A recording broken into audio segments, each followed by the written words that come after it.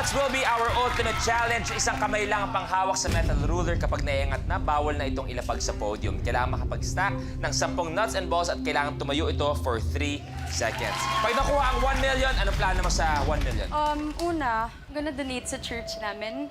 And usually kasi every Christmas we would like buy food for the people sa streets. Tapos Kaya maganda dyan kung sakali malaking pera. Alam namin mapupunta sa maganda ang pera.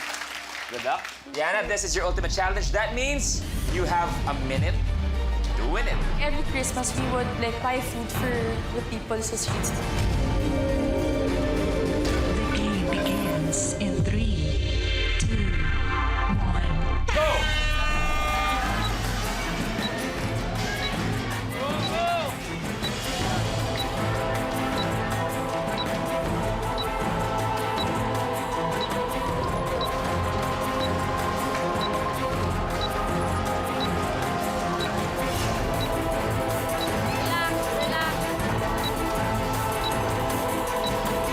Relax yan.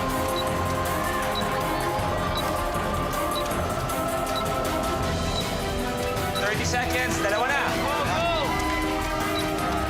Go! Yan. Go, go! Slowly lang. 15. Go, go, go!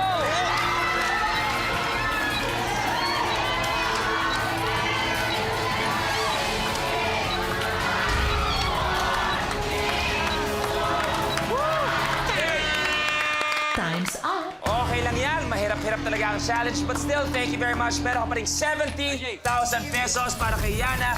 At babalik ka pa naman kasama ang ibang best of the best. May panibagong laban siya para sa 1 million pesos. Congratulations! Thank you. Players, samahan nyo na kami dito. To all our players, palapakan natin sila. Thank you very much. Marami kayo napasaya. Andre Del Rosario, Romel Chica, Pauline So, Romel Padilla, and Mateo Guidicelli. Maraming salamat.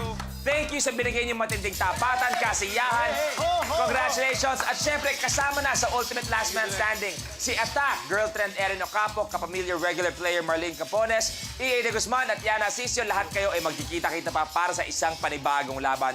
Next week, abangan ang pinakabagong batch ng players na magtatagisan para makasama sa listahan na yan. At sa inyo, kapamilya, maraming salamat po for making us #1 nationwide. Asahan niyo marami pa kami ibibigay na masaya, tawa, lahat-lahat na dito sa inaabangan niyo tuwing hapon. Ito ang Minute to Win It, Last Man Standing.